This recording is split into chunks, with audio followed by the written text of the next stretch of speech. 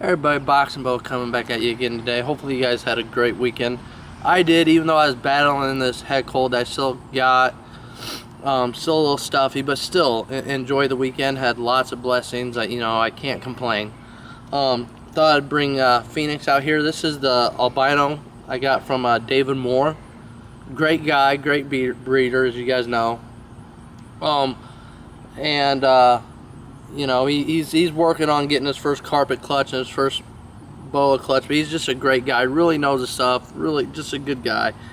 But I got this one from her, I got this one from him, and she's absolutely gorgeous. Now, for a lot of albinos, they get these, like, they lose, especially with your call albinos, unless you are talking about, like, certain, when you add other morphs, like sun glows, where you add a hypo to an albino and then you breed those back, you get sun glows, or different other morphs, can really make the pattern pop, especially with selective breeding. So it's very hard to find an albino that's her size, that has, you can clearly see her head markings. She's got great, oranges and pinks on her head. She's got great orange and pinks on her belly, and you can still actually make out her side pattern and the top of her pattern. She don't have that pea yellow snake. After looking at her, she's not a coral albino, but she definitely has, I think, coral somewhere down in her bloodline, just because of the amount of pink she's kept, and just because you can see all the pink beckling, you can see the pattern a lot more. So I don't think she's a coral, but she definitely has it somewhere down her bloodline, which is why, what I would consider a standard call albino like her looks so good. Doesn't matter, even if you have an albino that's big, that turns yellow and you lose a pattern. Anytime you see a big snake like this, it's always a beautiful thing. And she's a great snake. She's about 14 pounds, and this is the thing I want to talk about. When you see a boa, and a lot of people see these little tiny boas and they think, this is what I want and this is what I want to get into. Understand what you're getting, and she's not full grown by any means. I mean, she's an adult, yes, but she's still going to add weight. She's still going to add some length. She's not going to be, some 8-foot snake or 9 or 10-foot snake, but she'll probably top out around 7 feet, 6.5 to 7 feet, and she'll probably get up there around 20-something pounds. This is something to consider when you're thinking about getting a boa. As cute as it is when it's little, these things do get big. And then the food. She can't have a small rat anymore. It won't do it for her. I have to feed her jumbo rats. And so, luckily, I have a great supplier in David, and so that makes it a lot easier to get the food that I need for her. But, if you're talking about buying rats from, like, Perfect Prey, which I really like, or Rodent Pro, a jumbo rat, is going to cost you about $5 or $6. And once she gets big enough, she could probably take a small rabbit. So that's something to consider, why they might start off on little, hopper rats or hopper mice, and then, you can either go with, I always go with rats. I'm not a big fan of mice.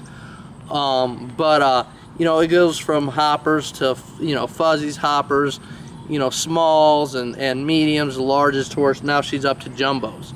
And she gets one of those, and I'm conscious about her weight, so she gets one of those about every 2 to 3 weeks. As you can tell, by doing so, she's thick, she's got good muscular, she's not fat, but she's not skinny. I'm very, when it comes to babies, I feed, twice a week, 2 small meals twice a week until they're about a year or 2 old. Once they hit, that more of a young adult, sub-adult, juvenile stage, I start tapering back the food a little bit and paying attention to the snake. And you also got to look at the snake's activity. She's, not a super active boa. I have some boas that are very active.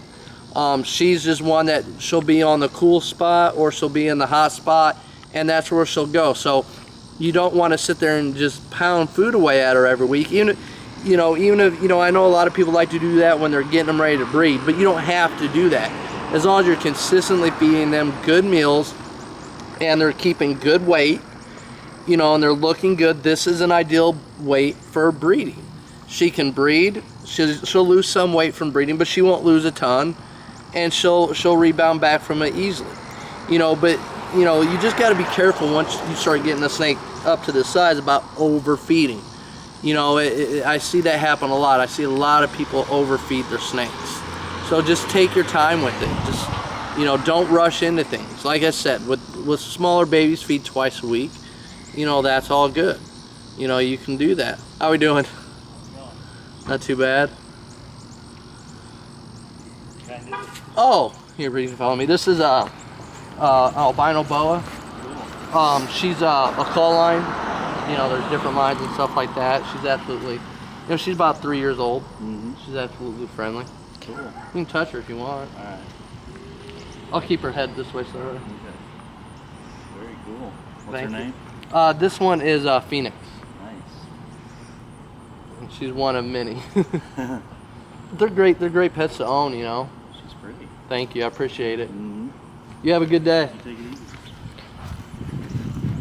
Actually, Yeah. would you mind if I took a picture? No, I don't mind if you take a picture at all. I'll show my kids. Yeah. Thank you. You want me to take a picture of you holding her? For no, your that's kids? okay. I don't know if I'm that brave. All right. Thank you, though. You're welcome. You have a good day, sir. Getting back to what I was talking about, that was awesome. That's what I'm talking about. That's a good encounter you want to have with somebody. You know, they say hi to me, I say hi, we talk, we have a good encounter. You know, I don't force anything. They don't force. You know, I held her back, and that's what you want out of an encounter. And that was awesome. What a nice guy. But as I was going back to saying, good job, girl. So happy. You know, as I was going back to saying, you know, when it comes to feeding, you know, yes, I do feed my babies, you know, twice a week.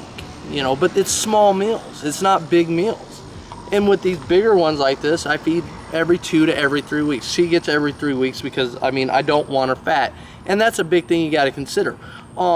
With bigger snakes and stuff like that, they're sitting in a cage. Yes, I let these guys out. Yes, I let, you know, I have a jungle gym that the kids play with outside. I bring my snakes out. Every snake comes out about once a week and gets to mess and climb on it, and they get to play and explore when it's nice out. You know, so they get exercise. But for the most part, they're in their enclosures and they're ambush predators, you know. So they sit and chill. So you got to be very careful about not making them fat. You want them healthy and muscular like this girl. And so that's just a little bit of a tip for you guys. Just what I'm talking about. I just wanted to share her. She just shed out today and just looks absolutely remarkable. You know, I don't know. I couldn't be happy with her. I couldn't be happier with how she's turning out. You know, and she will be going to my male super stripe. That's double hit for albino. That'll be a pairing I will be doing here soon. You know, boas can breed year round. But usually around now is when I start pairing stuff up. And so that it'll be starting here soon for me, especially with the boas I want to breed. So yeah, boas usually you can start breeding now. You do not have to cool your boas. I've heard that used to be an old school theory. Boas, it's been proven that literally they'll breed every month of the year. They will have litters every year, every month of the year. There is no real boa breeding season. I mean, we all, as breeders, we try and coincide our breeding season where we make it, but you can have boa litters any time of the year. You do not have to cool your boas to get them to breed. That is a myth. That if anything, you're just gonna, by cooling your boa down to breed, you're just gonna make it sick. You have a better chance of getting RIs. And there's another theory I want to go into about cooling, about how to cool and how not to cool. You know, especially with different carpet pythons and stuff like that, because I will give a little preview on that now. A lot of people start cooling their carpet pythons to breed. And the problem is, and then a lot of people get carpets with the RIs, and me and David and others have talked about this. The problem with doing so is it's just an instant drop. Yes, you might be dropping it slowly, but throughout the year you should have temperature drops, temperature rises, just like more in the wild, so that way when you do a temperature drop to get certain carpets to breed, you will have a much better success in not getting your snake sick, because it's used to going through those different spikes. So I'll get more into that in a different video. I just want to share her off. I just want to show her off and share her, and that was a great encounter. That was awesome. Anyway, hopefully you guys are having a good day. Please like, click, share, and subscribe. If you have any questions or comments, like I always say, just please leave them down below. You know I will get back to you. you know, and I just appreciate all you guys' support. Hopefully you guys are having a positive day. I know I am. You guys have a good day. Peace.